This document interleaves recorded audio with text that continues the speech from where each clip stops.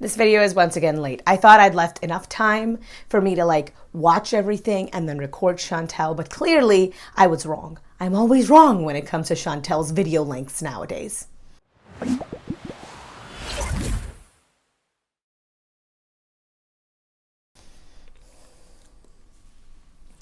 All right, there's a lot in these videos, and so I'm gonna try and make this video as short as possible. It's been a crazy time. There's so much stuff for me to watch that it's just taking forever to get these videos out. Oh my God, I really want her to go back to making like actual real content, which I cannot believe I'm saying that about her mukbangs, but I would take a mukbang right now, okay? Thanks, Tiffany. It was Bees and Head Pizza. Manager of Three Monsters, newbie, welcome. Miss P. What's up, guys? Has today been a little rough? Hi, Danielle. No.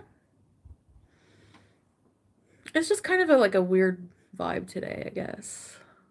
So this first video is called What's Up? She starts off the video with vaping, which she does a lot, by the way. She is doing THC in some form or another, basically every single video that I have watched. Now, I have nothing personally against THC. If it's legal where you are and it's safe for you to be doing it, i.e. you're not pregnant, you're not very young, there's some evidence suggesting that if you're under the age of 24, I think it was, that it can have negative impacts on the development of your brain. But all of that is very tenuous information. I don't know that. As long as it's safe where you are, it's legal where you are, go for it, right? Like, don't put yourself in any danger. I also don't think there's anything morally wrong with it, even if it is illegal where you are. But that's just where I'm coming from. That being said, the amounts at which she is doing them is a little concerning to me. And we'll get a little bit more into that in a bit. But she starts off this video talking about how there's like a weird energy currently happening. And as the week goes on, you'll notice a little bit more of this, right? There's a strange energy in their house. And I can't help but feel that there's a little bit of tension between Chantal and Pete's. I don't know. Tinder just makes you feel unlikable, you know? Like when every guy you talk to just wants to like have sex. You know what I mean? Anyway. I don't understand this. She's commented a few times about how, you know, people will message her and all they want to do is hook up, but you're on a hookup app. Now, I have a friend of mine who found someone through Tinder and actually, you know, talked to them. They were in a relationship for like more than 2 years. That is not what the app is intended for. And if you are not looking for just like a casual hookup, you need to make that abundantly clear that you are, you know, just there to, I don't know, make friends. You're just there to find a long-term boyfriend. You're there for X, Y, and Z reasons. But if you're on the app and you're advertising as only here to hook up and you get put off by people who just want to hook up, like, I'm not really sure what it is you think you're signing up for. You can't expect that you're gonna find boyfriends when you're like advertising for hookups, right? Like if you put a yard sign up and you say there's a garage sale happening here, and then people show up to your front yard and ask you about the prices of the various items sitting there, you can't be like surprised, like, why are these people trying to buy my stuff? You said you wanted a garage sale. So of course there's gonna be items for sale. People are gonna assume that you're selling garage stuff, right? I don't actually know how garage sales works. I just mean to say that you're advertising one thing, but then you seem to have an expectation for something completely different. I feel bad now for being crabby with Pete. Sorry, Pete. So she says that she is sorry about the fact that she like yelled at Pete. They had a, you know, somewhat of a disagreement. And this is gonna come back up later on too. You can see it. They're having some interpersonal problems. I'll talk about it a little bit more afterwards, but what I think is personally happening is that up until this point, while she's living with Pete, there was she didn't really have any romantic interest in anybody. And now that that's really ramping up, I think Pete feels a little bit uncomfortable. And I think that's fair. I think it's fair for him to feel uncomfortable about that. They might be friends, but she's still his ex-girlfriend. She's still the woman who cheated on him and broke his heart. And I think that that's a very fair way to feel. And I think she's feeling awkward too because they have that shared history. They're very used to talking about everything and anything. And now there's this entire portion of her life where she cannot actually talk to anyone. I think that's one of the major reasons why she's on stream so much, right? Because normally I think that she doesn't really have anybody in her life day to day. She's not, I think, very connected with her family. I don't think that she has a lot of like good friends to talk to or people that she feels comfortable enough talking to. But Pete has seen her in all of her gross glory and still accepts her. And so she's used to talking to him about everything that's happening in their life. Whether they are sleeping together or not, they were still a plural, right? It's Pete's and Chantal, Chantal and Pete's, right? They are together in all ways but sexual. And so now that there is this distance, she's focusing so much on all these other men that she's talking to.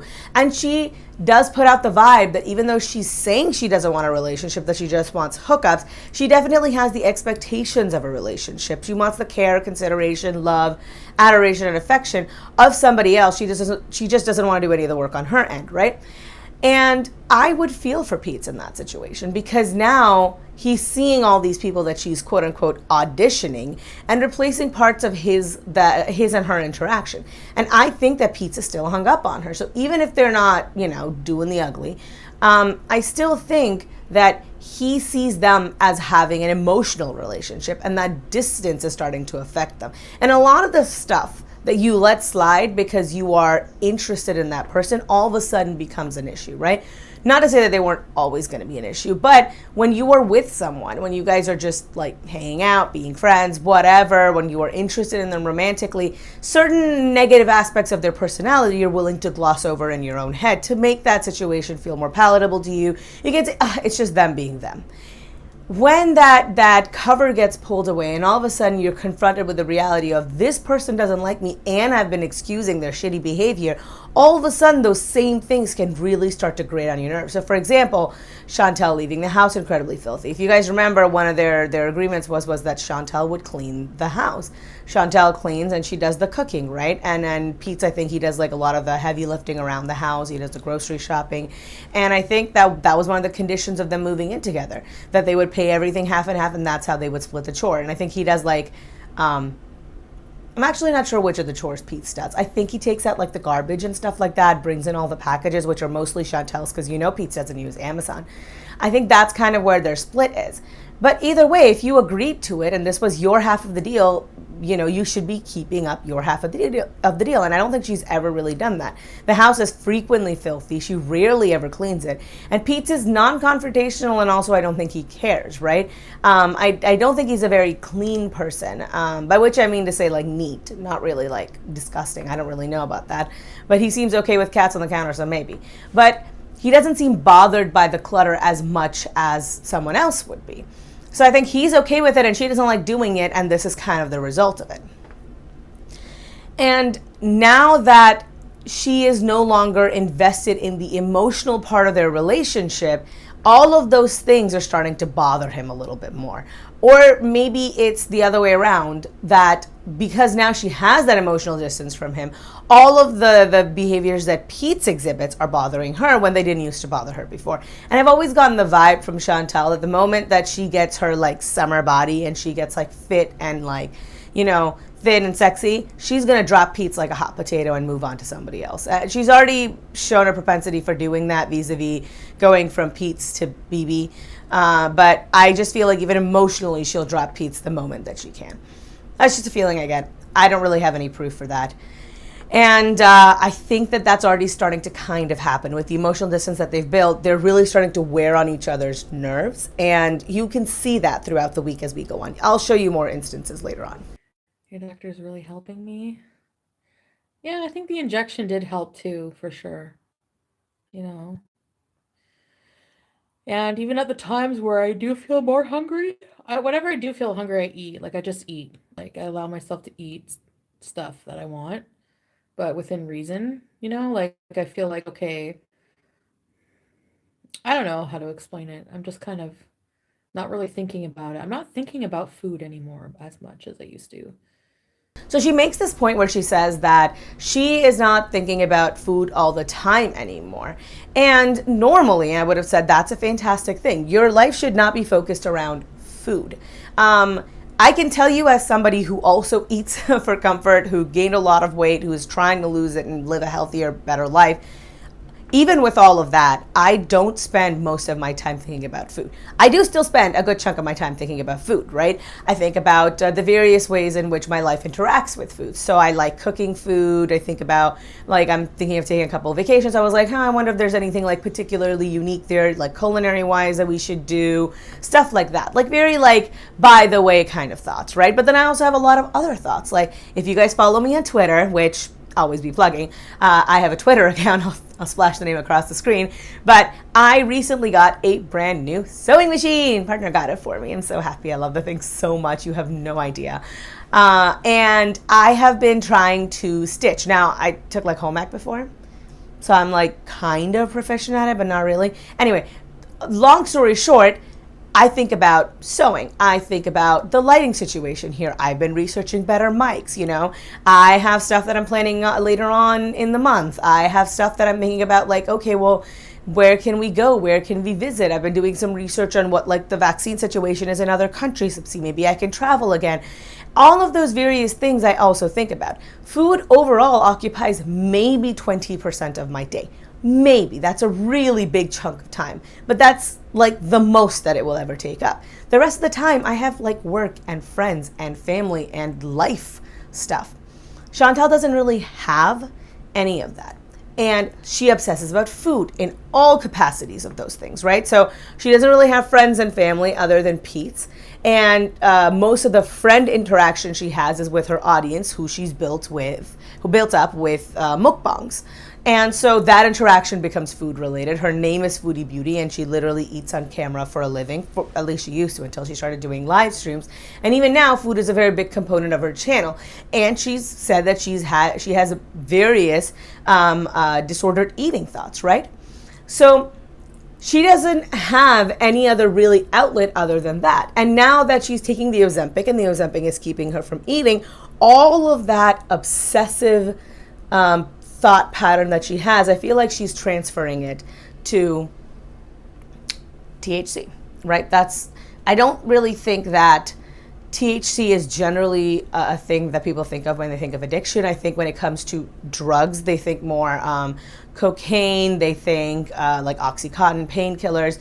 Weed is not something that you immediately think of, but I can understand her using weed. It does two things for her. One is that it provides her with the same relief that like food would. It numbs a lot of the emotions that she has, right? When you're eating and you're thinking about the physical discomfort and the physical situation that you're in, you don't have to think about the mental discomfort. It's kind of like, have you ever had a mosquito bite, right? And it's real itchy.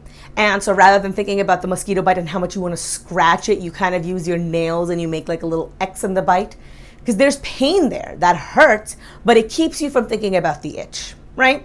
And that's sort of what she's doing right now. At least she was when she was just eating when it came to her emotional state. The emotional state is still there. The emotional turmoil is still there. And rather than dealing with that, now that she no longer has food as the outlet, she's transferring that directly over to THC. And it's not even subtle anymore, right? I've talked a lot about, addiction transfer on my channel.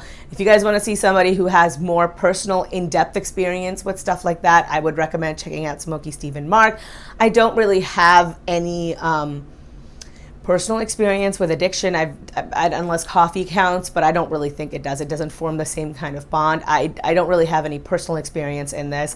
And part of the reason for that is that I know myself well enough to know that I have that kind of a personality, right? Like I have a very hard time giving up things that I enjoy, which is why I've never even tried to engage with stuff like this, right? I don't drink, I don't smoke, I don't take any kind of drugs other than like stuff for my eczema, which if you guys can see white patches on my face, that's what it is, okay? It's a steroid and it causes weird discoloration on my face.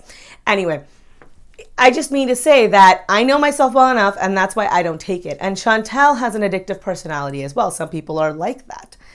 And she's just wholesale moving her addiction from one to the other because she's using the THC to numb the emotions, whereas before she was using food to do it. And it's really quite sad to see, and I really, really wish she would get help for it.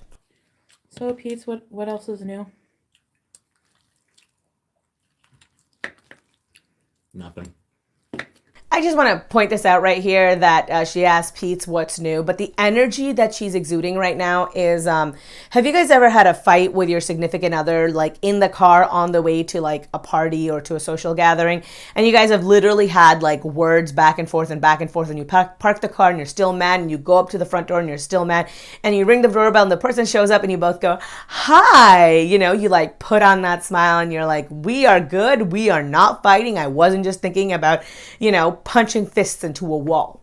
So I don't recommend doing that. I was just being hyperbolic. I don't hit things, they'll hurt your hands.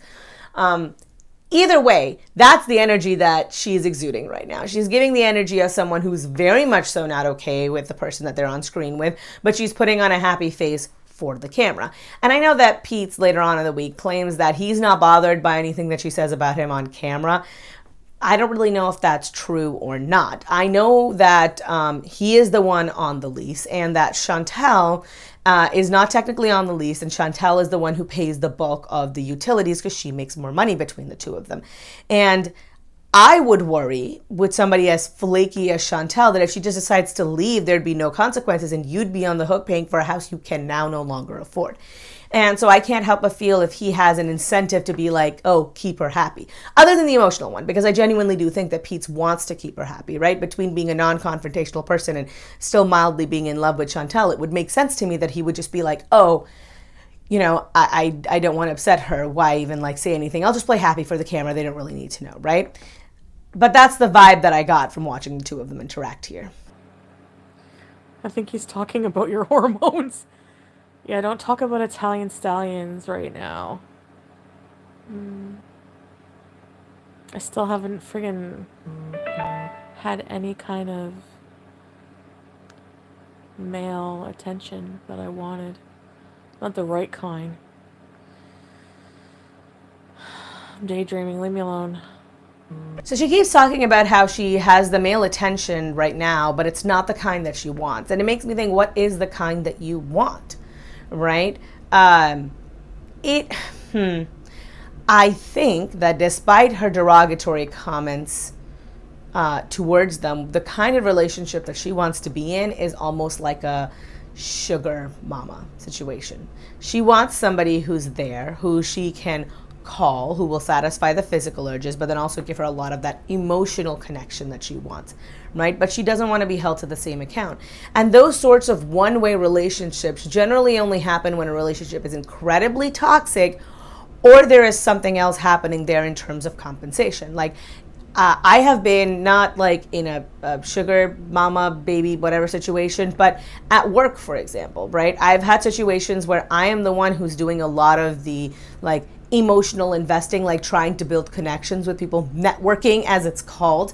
And I'm the one who has to do that because the thing that I'm getting out of them is like name recognition so that later on down the line, they'll remember who I am. You know what I mean? I know it's not really the same thing, but what I mean to say is that you need to be getting something else out of it if the other person is putting in a lot of emotions, but they're not getting any of that emotional attachment back. They have to be getting something else out of the relationship to make it worth their while.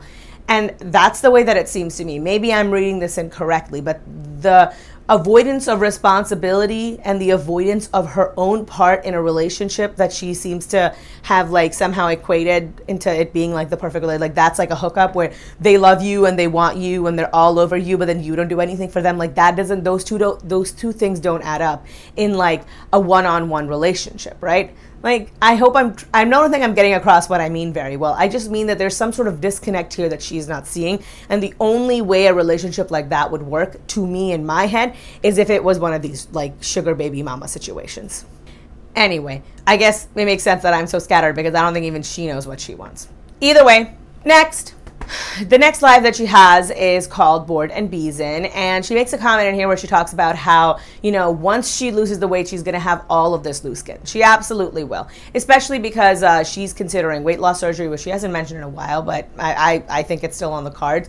And I still stand by what I said. I don't know if she'll be able to succeed without it. I still think that if she goes ahead and she gets the weight loss surgery, that she'll be more successful. That doesn't mean that she'll be successful overall. Just wanted to clarify that point. Anyway, if and when she loses the weight, the chances of her skin snapping back to normal are very, very low. You lose elasticity in your skin as you age naturally, and when your skin's been stretched out to that much, like you're testing the limits of what your body can do. Now, if you are losing weight very slowly, maybe like 2 pounds a month or something like that over the course of several years, then yeah, your body might not actually have all of that loose skin. But if you just want to lose the weight very fast, which a lot of people do, they want to go at like 10 pounds a month. That is a lot of weight to be losing consistently. Your body is going to inevitably have loose skin. I know that there's like a couple of, like my arms, for example. I've talked about the chicken flappies before, as you guys know. Part of that is that I have loose skin on my arms. Part of that is also that I've told you guys as well, I have lipedema in my legs. And lipedema, the other place the lipedema can sometimes affect you is in your upper arms. I'm very grateful. I have very, very little of it, but it's still there. And between the two of them, I have a little bit of like jiggle that I don't think is ever really going to go away. The thing that makes me feel a little bit weird here is that she went directly from, I have lost some weight, right? Which 30 pounds would be a lot for most people, but for someone who's 400 pounds, that's actually not all that much, to, I'm going to have loose skin. How about we focus on what's happening right now? How about you focus on your mental health and trying to eat healthier, right? Like eating more nutritionally dense foods. How about we focus on those two things, not cutting anything out, not anything else, just making yourself feel better mentally and eating foods that make you feel good internally. How about we do those two things and then we can focus on something else a little bit down the road, right? Like what you're thinking of is many, many years down the line. Anyway, next. All right, the next videos that she has are 1-2 punch. It's big girls are easy and walking uphill. And both of these videos are filmed pretty much back to back. If you guys don't know, she's basically just been filming back to back everything. Every single day seems to have like multiple hours of lives. If you guys, you know when Chantal says that she's like, you don't know what she's doing off camera. Well, now you do know what she's doing off camera, which is exactly nothing. I cannot imagine having that much free time on my hands. And that's not me bragging. I think most people could not imagine having that kind of free time on your hands. Anyway, the point I was trying to make was that she talks about how she thinks that, you know, people say that big girls are easy. Well, it's okay. Here's the thing. When you want affection from other people and you live in a society that judges you based inherently on how you look, when you are perceived as being less attractive, you will take any attention that you can get. Human beings are social creatures. For that social interaction, for that romantic interaction, you will take whatever you can get. And women generally tend to be a little bit more neurotic than men do in that regard, and that makes the dynamic a little bit more complicated, right? As we age, we tend to get less neurotic. I think I read that somewhere. I think it was a study. I'm not just being like hyperbolic or like just typecasting all women, but we tend to get more secure as we age. Everyone does, I think, to a certain extent, but women feel it more than men do on average. And once that happens, we tend to get a little bit more selective. We're a little bit more, careful about who we consider. We have higher standards, I think that when it comes to Chantal, though, she has very, very low self-esteem. And a lot of women who are very heavy tend to have a very negative view of themselves. It's a self, enforcing cycle. You eat, and so you have a bad view of yourself. And then because you have a bad view of yourself, you have negative emotions, and those negative emotions lead you to eat. And then it's like around and around and around we go again. And so I wouldn't say easy exactly, but they have lower standards because they think that's what they're worth. And that makes my heart hurt a little bit. My standards are different, I think, than a lot of other people's are. The thing that I wanted most in a partner for me was someone who's funny, someone who is really good at like weird planning things, and intelligence. Like that, those are the three really big things for me. Partner is very weirdly entertaining, though not the way that I think he thinks he is. He is very, very intelligent, one of the most intelligent people I have ever known in my life, and I've known quite a few. And he's stellar at like making plans. And he's really good at following through with them too, right? Like one of the best trip planners that I've ever known. He's really good at like creating an entire like itinerary, and then it's broken down by hour, and then he like will prioritize things like, okay, this is how we're gonna do things. And he's also like, there's a little bit of an art to it because he's really good at like going down roads and like picking out, these are like these weird little boutique shops and like secondhand stores and thrift stores that I think you'll like it. Ooh, I found this bakery that only has 3 reviews, but I looked at the pictures and they were actually really good. Like, he's very good at stuff like that. Like, sometimes he'll be like, did you consider this aspect of trip planning? And I'm very neurotic, and even I'll be like, damn, that never even occurred to me. Anyway, what I mean in all of my gushing is that I had that criteria, and that's why I found him and I picked him, and we proceeded on with our lives. I think for Chantal, the bar is significantly lower because in her mind, the only people, like anyone who wants her, is her criteria. Do you understand what I mean? Anyway, there's really not much else happening in this video. Next. She has another few videos now. They're an amalgamation in my head. One's called Crushing Goals. One's, I think, called like Dinner Ghost or something like that. It's really not all that interesting. The next video that I want to talk about, though, is the one that's called Beezen. She is very high. She has something that she likes to call hamburger eyes because her pupils are so dilated. Pendant la nuit, je regarde des films. Des fois, je lis une She also speaks French in this video. Now, if you guys don't know, Chantal claims to be fluent in French. From my understanding and from people who actually do speak French, her French is very conversational. Her French isn't very conversational. I took French in high school, fun fact. I don't speak it. I have an atrocious accent. I know very, very few words. I can conjugate a lot of words for no apparent reason, like entendre for some reason. But that's pretty much it. That's the extent of my French. And she's better, definitely. But I don't think that she is like fluent. Like, for example, I speak Urdu. And I am pretty damn fluent in Urdu, right? Like, I don't have an accent when I talk, and for the most part, I can get my thoughts across. But even I wouldn't say that I'm actually like a really, really good speaker. My dad's a really great Urdu speaker because I don't have like all of the verbiage down. Like, that's how she is too. She's missing like chunks of knowledge. And I think that her grasp of French might be a little bit worse than my grasp of Urdu because I think she does actually have an accent when she talks. I don't know, though. Like I said, I don't speak French. Just the gist that I got from other people is that her French isn't all that great. I think she thinks it's a lot better than she is, or maybe she's boasting a little bit because, makes you sound cool. You can talk in French. It's pretty cool, right? Oui, c'est ça. C'est ça. Did you hear him? Oui, c'est ça. C'est ça.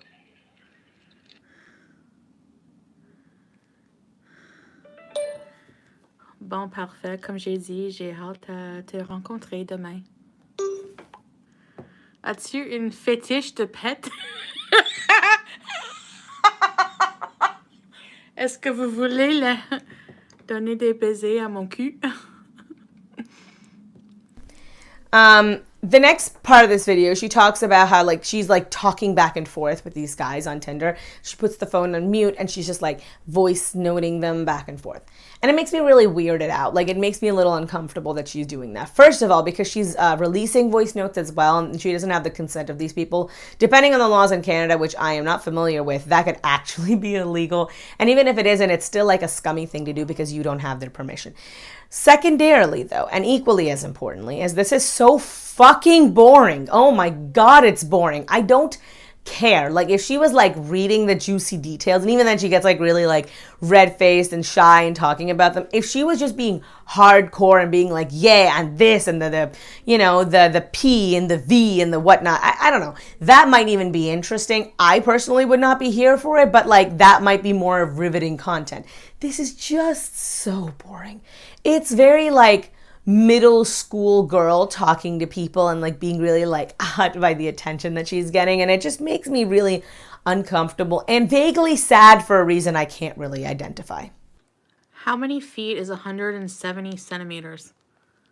170 centimeters is equivalent to 5 feet 6.929 inches. So he's about 5'7". That's short. No, he's not, Lewis. Is that how tall he is? I just want to point this out really quickly because she loves talking about body shaming a lot on her channel. Same thing with people who defend her a lot. We'll talk about how I am disgusting and how people reactors are disgusting because we're like talking about an aspect of her physical appearance and how we shouldn't do that because that's rude. Her audience, meanwhile, is literally making fun of somebody for their height, right? Weight is something that you can have an impact on. Height is something that you cannot control. So how's that okay? Gross. No, nothing's wrong with Pete. Nothing's wrong with Pete. He's okay. It's just, we just give each other space sometimes, you know? I mean, I'm like the type of person who, no matter who I'm with, I like to have my own space. So see here again, you see that tension again, right? She's saying that her and Pete have had some kind of words. We don't know all the details of it, and she's not very forthcoming, but it would track as far as I'm concerned. And it does seem like they're having some issues, right? I can still glow up with taking edibles. Are you kidding me? This is part of it. These edibles are opening a new dimension in my brain. They make me pensive and feel things I wouldn't feel if I didn't take them. So, thank you, baby boy. I'm not deleting my lives. The last thing that I want to address in this video is the fact that she talks about how she's like, I'm still going to have a glow up. I'm like, okay, but the amount of edibles you're taking say otherwise to me because she is eating so many edibles, like so many edibles. She is having them almost every single day and she's like taking big quantities of it too. And it makes me feel like, hey, you're doing this. You understand they're going to give you the munchies and the munchies are going to cause you to eat, right? So like, I don't understand like what's happening here right now, right? You're going to eat more and then you might gain that weight back. And more importantly, she's so sedentary. I'm really glad, I'm really happy to see her going for walks, but I would really hope that she would also do just a little bit more around the house. I'm not saying she has to exercise, but even just walking around her house in general would be nice, right? Like she could take her camera and being like, okay, let's go take a look what's happening outside. Oh, okay, let me go downstairs and just take a quick walk. But she doesn't do that. She basically will sit for 5-6 hours at a time in one spot.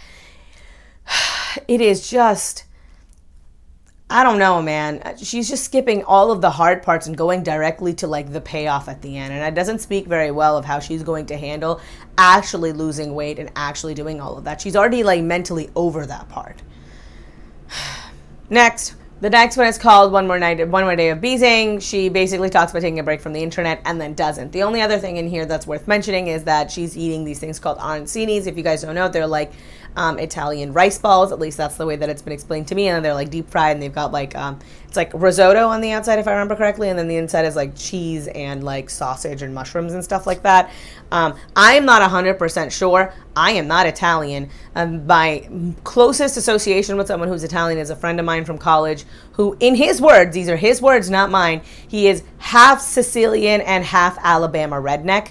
And that's exactly the way that he phrased it. And he said that if I ever met his mother, which I haven't, she's lovely, to not refer to her as Italian and that she's in fact Sicilian, and gets very upset when you just call her generically Italian. So for whatever that's worth, she made arancinis for me once. They were vegetarian and they were like amazing. I've literally never eaten anything better in my entire life, and that's why I never eat arancinis out anymore, because every time I've had them I've been disappointed and sad because they don't taste like his mom's, and I don't know how she makes them.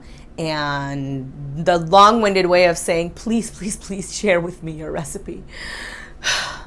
Next. All right, she has a few more videos after this. None of them are particularly important. The only thing I really want to briefly mention is that in one of the videos that she has, she talks about how, you know, she is, she doesn't talk about it, sorry. She's stoned out of her mind. She is so high that her mods are actually getting concerned. They're like, we should call 911, we should call 911. And she's like, no, you know, I don't call 911, I'm fine.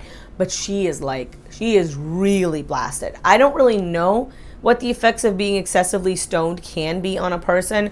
I would just, with her otherwise existing health condition, I just worry that it might exacerbate something because of like recklessness while you're high, you know, like falling asleep without your sleep apnea machine kind of thing.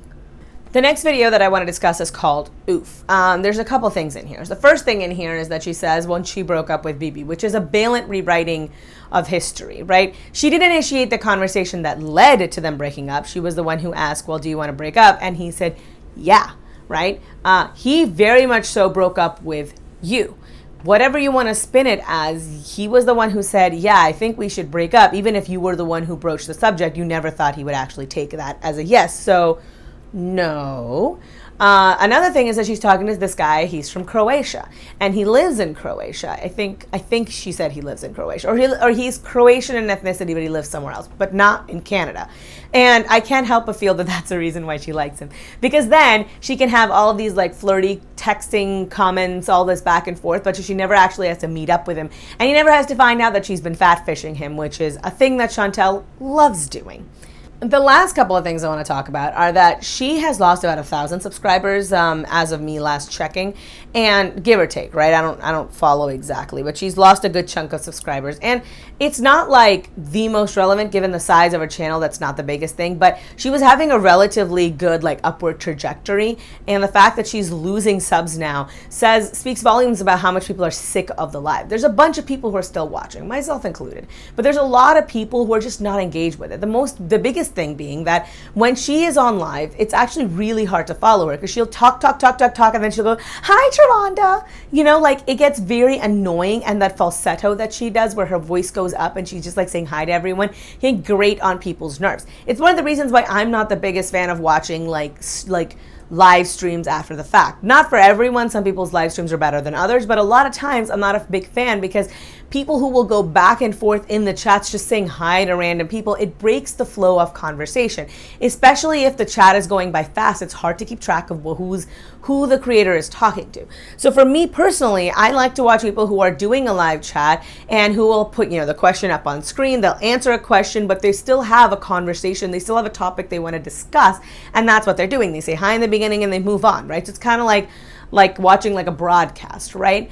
Hers are not like that, and also they're multiple hour longs at a time, which is why my videos are always so late now. I mean, later than normal. I promised this would be going up on Mondays, and now it's gone to like Wednesdays, and I'm not even there yet, right? So I feel you guys, but that's what's happening. She's putting up so much content that people are like, well, I was engaged with it, but now it's just too much. You're overwhelming people. It becomes overwhelming, and people are just like, I don't care that much about this,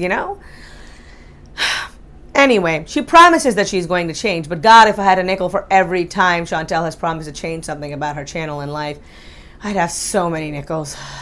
Anyway, next. Okay, so the next video that I want to discuss is another one called Beeson. I know there's a lot. I'm just going in chronological order right now. And this is the video that I think I'm going to end it on. There are more videos that she has after this, but there's really nothing of interest there that I want to discuss. This last video, she talks about how she and Pete's, have been having some issues, and she's like just really over the situation. She talks about how she does a lot for Pete's.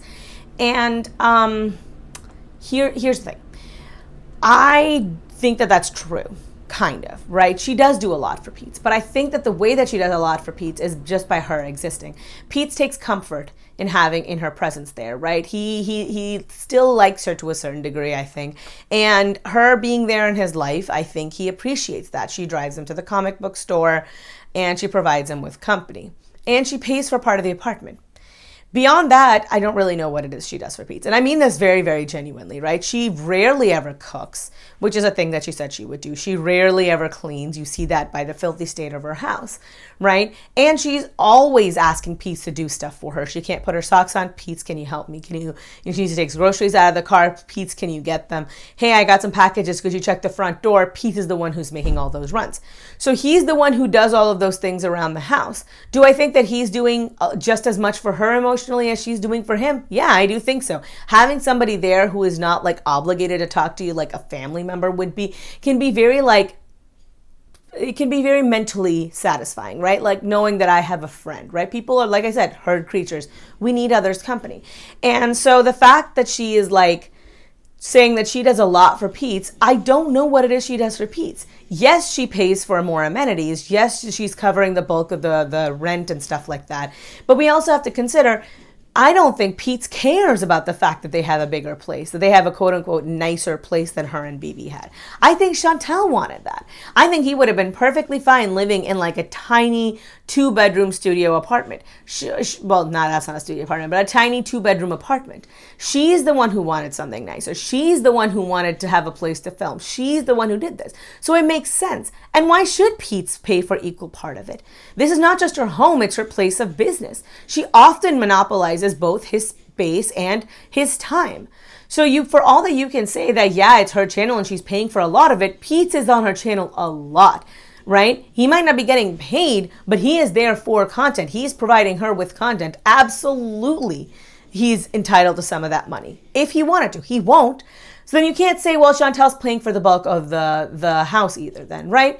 I would say that it shakes out to being maybe about even. I would say tipped into favor of Pete's doing more for her than she does for him. So what is it that she's doing for Pete's right now? She talks a lot about how she wants to travel and, you know, she might have to like leave her cats with Pete's. But then what is it that you would be doing for him? If like she talks about wanting to live on her own, okay, cool. Who will get your packages?